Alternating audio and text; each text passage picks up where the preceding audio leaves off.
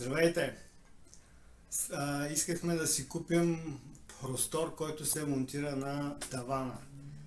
Не можах да разбера как се сглобява това нещо. Най-накрая разбрах. Всъщност за това правя това видео, защото остана с впечатление, че много хора в YouTube се опитват да обяснят как се извършва монтажа, въженцата, откъде, какво минава, но по една или по друга причина не е ясно. Надявам се моето видео да е достатъчно ясно.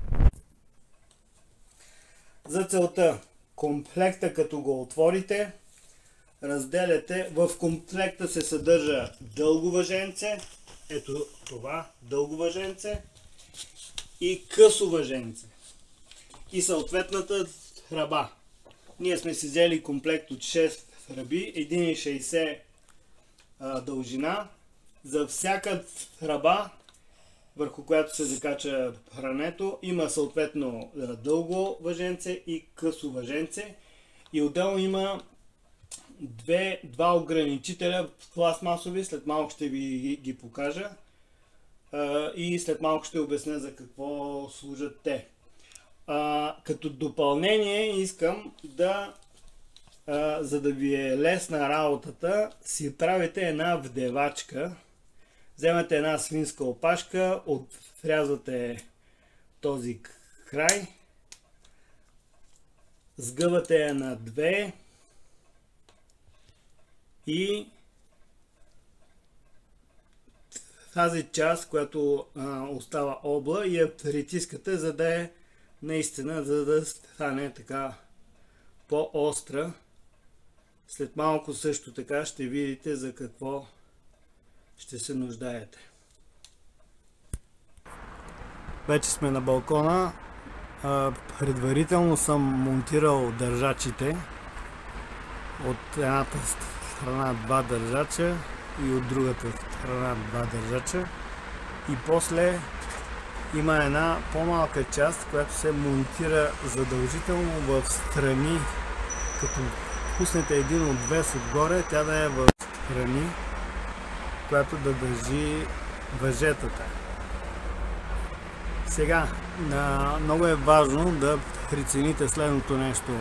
Вие знаете, че ръчките са 1,60, както е в моя случай, има различни размери.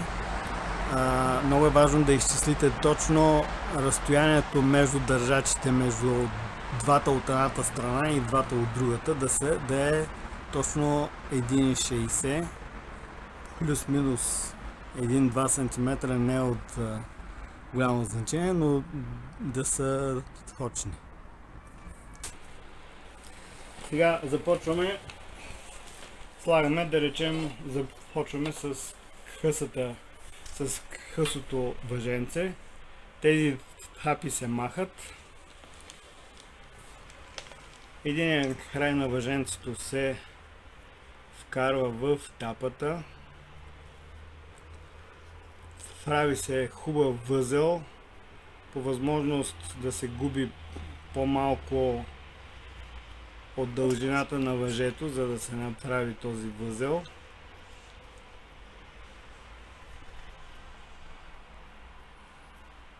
Малко повече време ми отнема, но така.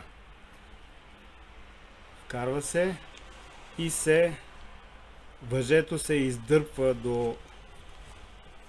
до край, после се вкарва в този улей.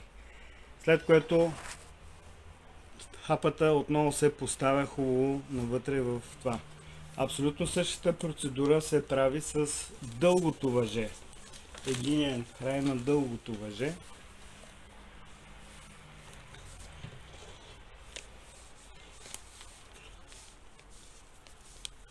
Пак вкарва се, прави се възел.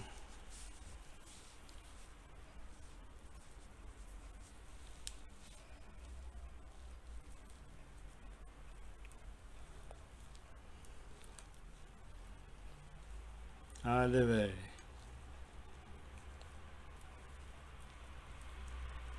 С моите хебапчета, нищо не мога да направя. Издърпва се до край, пъха се въженцето в улея и се поставя обратно. По такъв начин тази тръба е готова за окачване на предварително закрепените окачвачи на хавана. Преди малко ви ги показах. Добре. Хващате. Първо започваме с дългия край, с дългото въже. Въпросната вдевачка, която направихме преди малко, за да ви е по-лесно да вденете конеца около макарата. Вътре в тези държачи има 6 броя макари.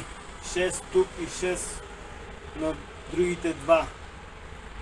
През тях отгоре би трябвало да минава въжето. И за да ви е по-лесно, от собствен опит ви казвам, да си направите такава вдевачка. Ей така правите въжето, го слагате в ъгъла, който се образува на вдевачката. Двата края ги стягате и прекарвате въжето от другата страна на макарата. И го издърпвате до някакво положение. Стоп. Същото нещо се повтаря и от другата страна. Дългото въже затова е дълго, защото минава през целите, свързва онези държачи от другата страна държачите и по същия начин прекарвате въжето дългото да мине през тази макара.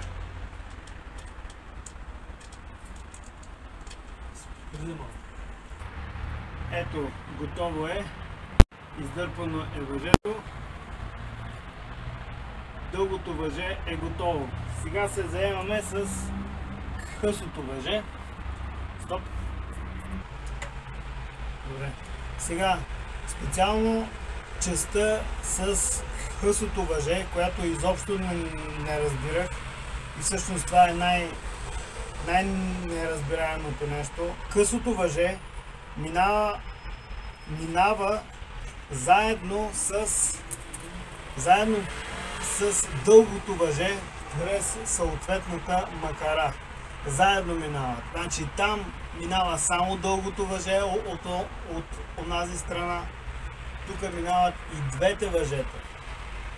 Това нещо от описанията аз лично ми се губеше и не можех да го разбера. А то е много просто и логично.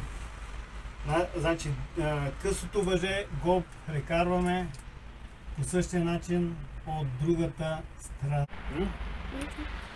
Вече сме прекарали двете въжета, късото и дългото, през тази макара от тази страна и трябва да изравним ръбата да не е накриво. Повдигаме един или другия край, ето така, да е равно горе-долу, така, и я изнасяме до тавана. По указанията казват, че да е на отстояние около 5 см от тавана, но това зависи от щипките, които сте купили, дали са по-дълги или по-къси, съответно да си прецените кое да ви е крайното положение. Това се нарича крайно горно положение и има значение сега за ограничителите, които ще ви покажа. Говоря за тези ограничители. Във всеки комплект има 12. Тоест, ако имате 6 пръчки, има 12 ограничителя. Ако имате по-малко пръчки, са съответно по-малък брой. Тук са 12, защото един е за горно положение, горно крайно положение, другия е за долно крайно положение. И двата се нанизват на двете въжета, да не си помисли някой, че е едно въже. Аз лично си мислех, че става дума за едно въже, те са две въжета. Нанизват се на двете въжета. Пауза. Ето така, вкарват се двата в двете въженца. Единия ще го фиксираме на горно крайно положение, другия ще бъде за долно крайно положение. Фиксацията става като се направи възел. Възела стои тук отдолу и в крайно горно положение се закрепва ето така. След като искате да свалите простора, се откача от ограничителят, от този държач, смъква се простора надолу и си застава в крайно долно положение, ето така, и се вижда и можете да закачате дрехите. Мисля, че е това достатъчно обяснение. Много се надявам, ако съм ви бил полезен, натиснете да се абонирате за канала и съответно, ако ви е харесало видеото, го харесате, ако не го харесвате.